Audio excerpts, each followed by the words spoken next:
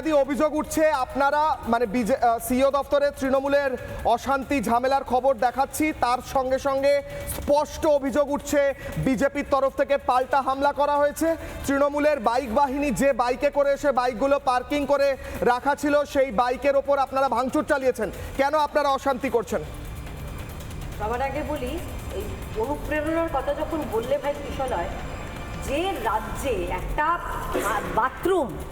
একটা বাথরুম যখন অনুপ্রেরণা ছাড়া তৈরি করা হয় না, সেখানে মনে হয় যে অশান্তি, গুন্ডামি, ধমকানো চমকানো কোনো অনুপ্রেরণা ছাড়া হচ্ছে।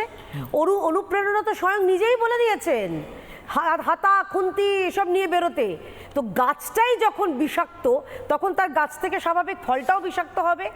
আমি একটা কথা বলছি, মমতা বন্দ্যোপাধ্যায় খুব সুন্দর কবিতা করে করে বললেন যে যতই করো হামলা জিতবে এবার বাংলা। আমি বলছি না, তৃণমূলকে একটা বার্তা দিতে চাই আমরা, যতই করো হামলা তৃণমূলকে হারাবে এবার বাংলা।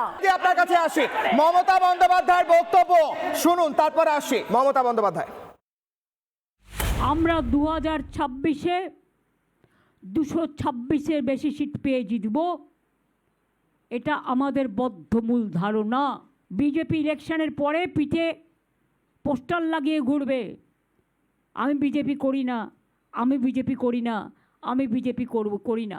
গাছটাকে ভালোবাসতে শেখো, গাছ বেঁধে পেটানোর জন্য নয়, গাছ মানুষকে ছায়া দেয়। তোমাদের শুভবুদ্ধির উদয় হোক, এসব করতে যেও না। নির্বাচনের পরে পোস্টার লাগিয়ে বলতে হবে আমি বিজেপি করি না, আমি বিজেপি করি না, আমি বিজেপি করি না। কিশলয় অগ্নিমানের ব্রহ্মাস্ত্র ফাইনাল কোয়েশ্চেন নিয়ে ডিবেটের একদম শেষ অংশে আসছি। কিশলয় অগ্নিমানের ব্রহ্মাস্ত্র আপনাদের স্ক্রিনে প্রশ্ন করছি, মমতা অভিষেকের প্রচার বন্ধ হলে কি শান্তিপূর্ণ ভোট সম্ভব হবে, নাহলে কি হবে না? কেয়াদি 30 সেকেন্ডস করে প্রত্যেকে। মমতা বন্দ্যোপাধ্যায়কে ইমিডিয়েটলি সেন্সার করা উচিত, নির্বাচন কমিশনের উচিত। এই যে উনি ধমকানি দিচ্ছেন, থ্রেট করছেন ভারতীয় জনতা পার্টির কর্মীদের, বলছেন বিজেপি করলে তারপরে পেছনে পোস্টার লাগিয়ে ঘুরতে হবে। আমার মনে পড়ে যাচ্ছে ত্রিলোচন বাহাদুর কথা, তার খুন করার পর তার জামার পেছনে লেখা হয়েছিল বিজেপি করিস বলে তাকে খুন করা হয়েছে। আর একটা তথ্য দিতে চাই, জানুয়ারি ফেব্রুয়ারি 2016 সাল 68,776 জন পুরুষ এবং 70,367 জন মহিলা সেই সময় ফর্ম 6 জমা করেছিল।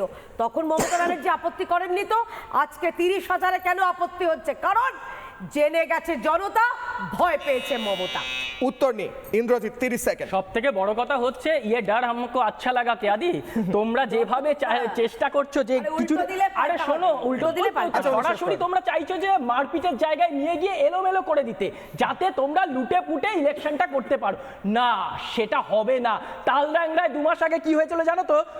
7,000 ফর্ম 7 জমা করবার চেষ্টা করেছিল, শোনো, আজকে মমতা ব্যানার্জি সভাতে লোক হচ্ছে না, আরে লোক আসছে না, জেনে গেছে জনতা, বাংলায় আবার মমতা, যতই করো হামলা আবার জিতবে বাংলা, আবার জিতবে বাংলা। বেশ, আমি সুবোধের কাছে আরো একবার যাব। সুবোধ, হ্যাঁ, আমি প্রত্যেকের কাছে আসি। সুবোধ, 30 সেকেন্ড সময় দিচ্ছি। আমি আরো একবার জানতে চাইছি, তৃণমূলের হামলায় আহত হয়েছেন আপনি, এবং সেই আহত হওয়ার পর এরপর হয়তো আপনি সম্ভবত চিকিৎসা করাতে যাবেন। আমার প্রশ্ন হচ্ছে, আপনারা কি এই লড়াইটা করতে প্রস্তুত? এরপর তো আরো হামলা হতে পারে, এরপর তো আরো এরকম পরিস্থিতি সৃষ্টি হতে পারে। আপনারা আত্মরক্ষার্থে যা করা প্রয়োজন করছেন কি? 30 সেকেন্ড।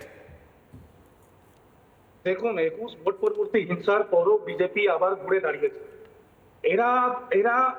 এদের স্ট্র্যাটেজি হচ্ছে বিজেপি কর্মীদের উপর আক্রমণ করা, এবং এখন দেখছি পুলিশ প্রশাসনকে ব্যবহার করছে। পুলিশ প্রশাসন এদের চটি চাটতে ব্যস্ত। পুলিশ প্রশাসনকে সামনে রেখে বিজেপি কর্মীদের উপর আক্রমণ করা হচ্ছে।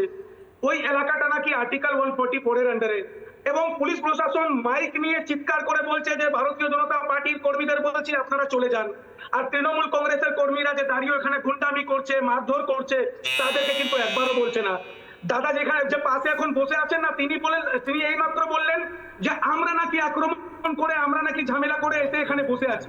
দাদা, একটা ফুটেজ দেখাতে পারবেন? আমি একটা প্রশ্ন করছি সুবোধ, ভিডিওতে দেখা যাচ্ছে তৃণমূলের যে বাহিনী বাইকে করে এসেছিল, বাইকগুলো পার্কিং করে রাখা ছিল, তৃণমূলের পতাকা লাগানো ছিল, সেই বাইকগুলো ভাঙচুর চলছে, বিজেপির পতাকা নিয়ে কয়েকজন সেই বাইকগুলো ভাঙছে। তাহলে আপনারা কেন তৃণমূলের গুন্ডা বাহিনীর বাইক ভাঙলেন? না না, তৃণমূল কংগ্রেস যদি বারবার যদি আক্রমণ করে, বারবার যদি আমাদেরকে মারধর করে, এটা কি সে 10 বছর আগের বিজেপি যে বারবার আমরা মার খাবো, তোমাদের কথা শুনবো? একটাও ভিডিও দেখাতে পারবে না, আবার অন্য কোনো কথা বলছো কেন? পরস্পর বিরোধিতা দিয়ে কি এই নির্বাচন উতরাতে পারবে? বেশ, পারবে না। সময় কম। সুবোধ বলছেন, আমি আসি। মমিতা না, না। স্যার, হ্যাঁ বলুন, শেষ করুন সুবোধ, শেষ করুন সুবোধ। দেখুন দাদা, আবার বলছি, আন্দোলন পিসফুলি করা যায়। আমরাও চুপচাপ দাঁড়িয়েছিলাম, আমরা গিয়ে আমরাও স্লোগানিং করছিলাম, ওরাও স্লোগানিং করছিল, কিন্তু আমরা মানে অবাক হয়ে গেলাম পুলিশ প্রশাসনের সামনে যেভাবে আমাদের উপর আক্রমণ করা হলো, ঢিল ছুঁড়ে মারা হলো। পুলিশ প্রশাসন দাঁড়িয়ে আছে, ওরা রড নিয়ে আসতে মারতে, ঢিল ছুঁড়ে মারতে। আমাদের প্রার্থী যখন সন্তোষ পাঠক জি এখানে এন্টার করলেন, জেলা সভাপতি তামান্না ঘোষ যখন ওখানে আসলেন, ওনাদের উপর আক্রমণ করা হলো, আমাদের মহিলা কর্মীদের উপর আক্রমণ করা হলো। ঠিক, আমি সুবোধ, অনেক ধন্যবাদ। সুবোধ চিকিৎসা করাতে যাবেন, আমি সুবোধকে ছাড়লাম। অনেক ধন্যবাদ সুবোধ কিশোর আরোগ্য বিমানে আসার জন্য। নানা ধরনের কন্টেন্ট দেখার জন্য লাইক করুন, শেয়ার করুন আমাদের ফেসবুক পেজ, সাবস্ক্রাইব করুন আমাদের ইউটিউব চ্যানেল। পাশাপাশি অন্যান্য ব্রেকিং নিউজের জন্য অবশ্যই চোখ রাখুন রিপাবলিক বাংলায়।